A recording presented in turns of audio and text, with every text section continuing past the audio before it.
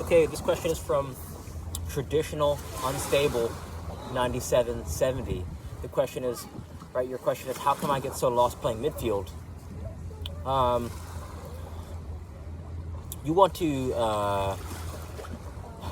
develop an awareness of a few principles that are going to help you find and get more comfortable playing the midfield. And these are some simple principles that you can take with you and apply them to all your other positions. The first principle is in midfield you want to keep the ball. Right, 9 times out of 10, unless you're in your own 6 or your 18, keeping the ball is important because you can advance it. You could advance it up the field and score on the opposition.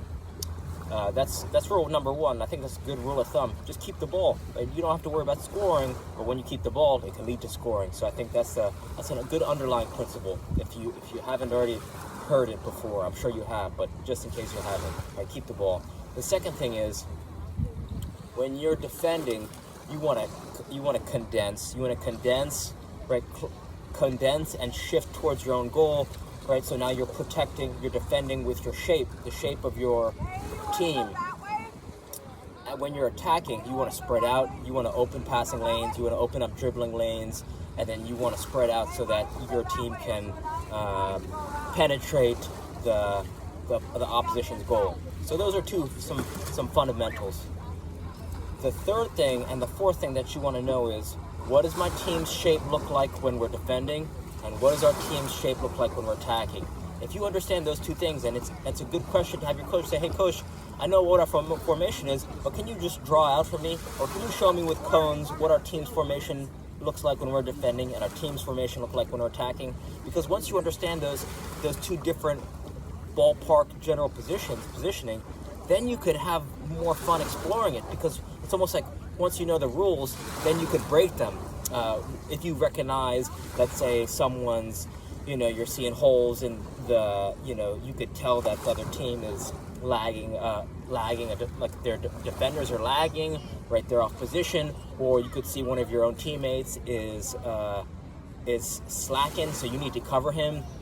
If you have an intimate awareness of what your shape looks like defensively and offensively, then you can have a better awareness. Like, you could know where every single player on your team is supposed to be, right? That's improving that's high level soccer IQ, knowing where everyone should be on the field at any given moment if you're attacking or defending. So those are some things that you can keep in mind. So I think it's very informative if you could have your coach draw it out. And if he's a decent coach, he'll be able to. If he's not a good coach, then he might struggle with this question, because some coaches, just don't know where you're supposed to be defensively or offensively. The last thing I'll suggest is to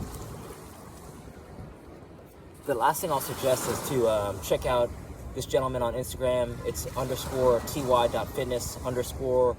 This is someone who's you're going to learn different juggling, some simple and complex juggling patterns. You want to scroll back on this person's feed and see their simple rhythmic juggling patterns.